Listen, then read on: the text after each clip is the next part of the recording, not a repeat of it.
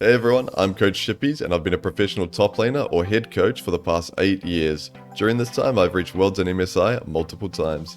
Now I'm a full-time coach with a ton of passion towards helping players unlock their potential and climb to their dream rank. Hey everyone, how's it going? Today I'm going to be sharing my first impressions on the Season 14 patch. Now that it's been out for a couple of days, I've had quite a few games on it. I can see that the meta is going to be quite a lot different compared to last year, which is good. It was getting a bit stale, but I will be going through the changes and how it impacts top lane, what champions are going to be strong, which class, and basically how that's going to impact you as a top laner. I will be timestamping everything down below, put some B-roll in the background, so feel free to skip ahead to any point you want to see.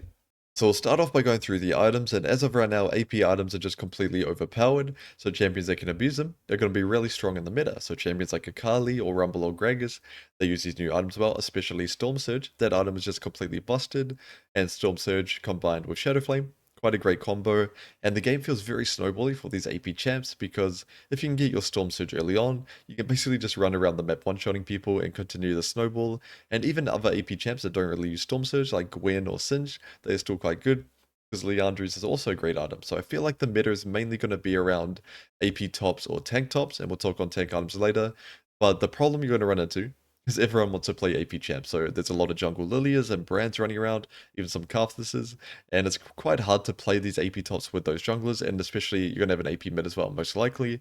Not many people are playing AD mids from what I've seen, and there's also some mage supports popping up, so champs like Zyra or Brand even are going to be played a bit more. Just because these items are so strong, it's easy to abuse them. So don't just pick an AP champ just because it's strong. If your comp is full AP, there are some really good MR items in the game, so you do have to be careful with that. But in general, I feel like the meta is mainly going to be around AP tops and tank tops because you can't it's quite difficult, I'd say, to play bruisers into these strong AP tops. The bruiser items feel quite weak in comparison to the AP items, so the meta is mainly going to be built around these champions. Now, as for the tank items, personally, I love what they've done with them. You genuinely feel like a real tank now. You feel a lot tankier than in previous seasons, especially the broken MR items. So items like Hollow Radiance or Kaina Gruken make you feel like you have a ton of options. Where in the past, it more so felt like tanks were more of a secondary support, especially in Halo or competitive, and to be building items like Radiant Virtue, even in some cases Knight's Vow, where I prefer the idea that a tank is just genuinely tanky, doesn't do that much damage, but he's a huge front line in front of his team, soaking up damage, and especially if you're in to artillery mages such as Xerath or Hui, the Kinetic Rukin item feels really good at just soaking up that damage for your team and doing what a tank is supposed to do in my opinion. I like the tank items in general, and the armor items are good too, having genuine options, where you could go Iceborne into range matchups, it's a lot cheaper now, Sunfire into melee, depends on the matchup of course, it's not that black and white, but having genuine options, depending on the game state, feels a lot better than before, where it felt like you're either going to go Radiant Virtue or the protein item, or if you're playing Cassandra, you can go Iceborne, but you didn't really have that many options depending on the 5 champs on the enemy team, the champs on your team, how well your team is playing, but now it feels like you genuinely do, and because the AP items are so broken, having these strong MR items feels great. Where in the past, if you were to play, let's say, Malphite versus Vlad, it's pretty hard to itemize against that 1v1. You'd have to go either Negatron Cloak and then build your normal armor items, which doesn't feel that good. You're going to get beat up, or you have to finish an AP item such as the Abyssal Mask, which doesn't feel good for 1v1 power, you just get beat up. But now you have that option for Hollow Radiance, which means you're going to have some combat power, some wave clear, so you can actually do well in these hard matchups. And another huge benefit tanks got in terms of itemization is the removal of Sundra and the nerf of Hullbreaker, where, in my opinion, a tank should be blind picked in champ select so that your teammates can get better matchups and you're just going to soak up that pressure, soak up that counter matchup and be fine.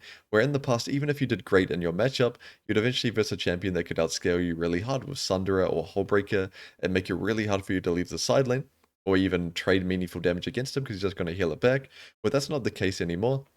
If you do well in your matchup, you're going to have genuine options to win the side lane now, which is going to feel great.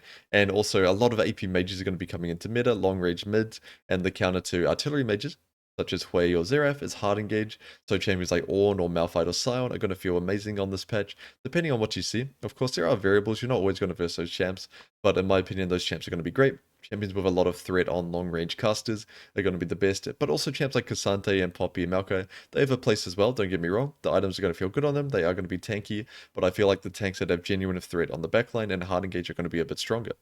Now, as for lethality items, I won't spend too much time on them because not many top laners build them, but Jace benefits a ton from it.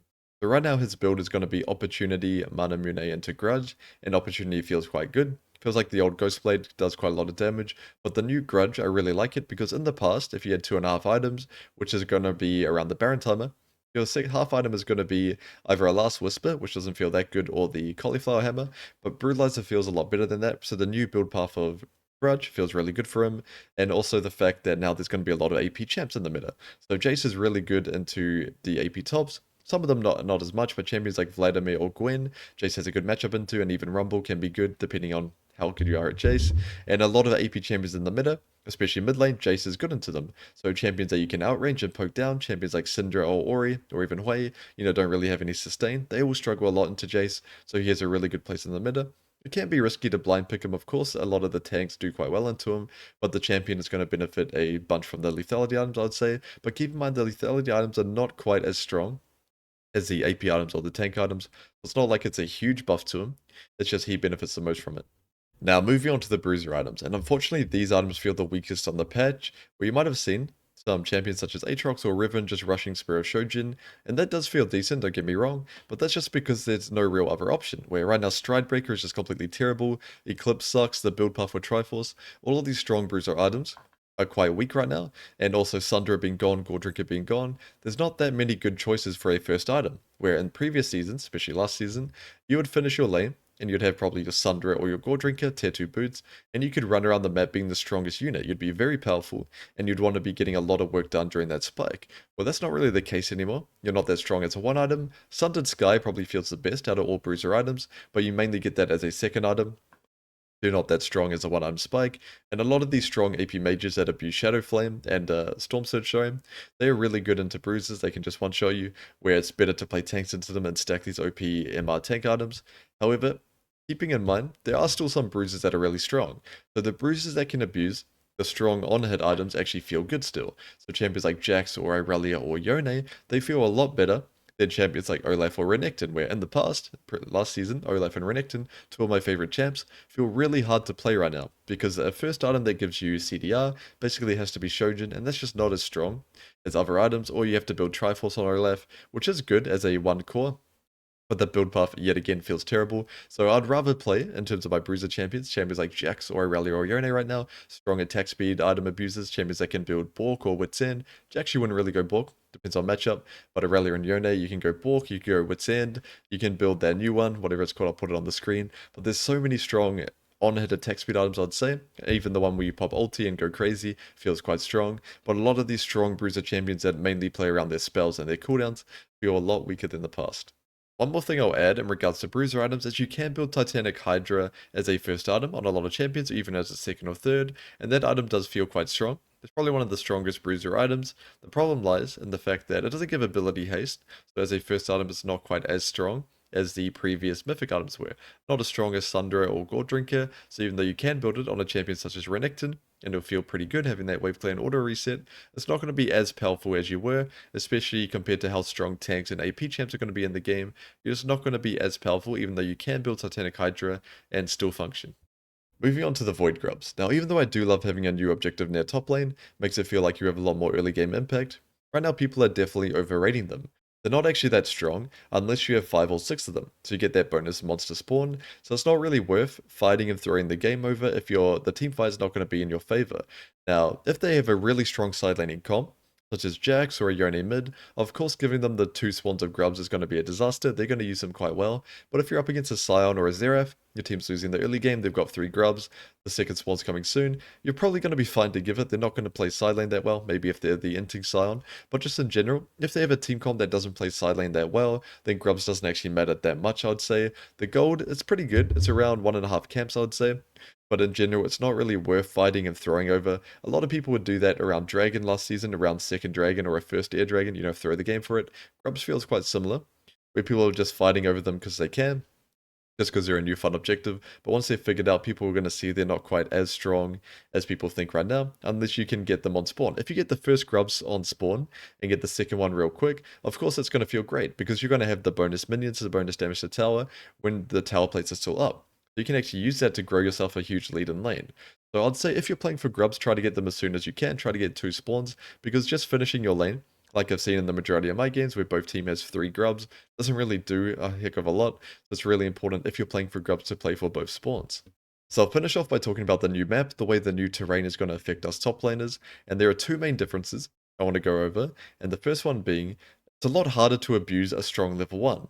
So in the past, if you're playing a champion like Jax or Darius or Olaf, types like that, you really want to be abusing your level 1, trying to cheese them, maybe invade the buff, maybe get behind them. You know, if you're on blue side, you'd take over the try, fight them if they're in it, maybe camp it if they're leashing and coming back, you'd kill them, get behind them around the thick wall, attack them if they're touching the wave, stuff like that. You'd be looking for these cheeses, these options, to get yourself a lead from level 1.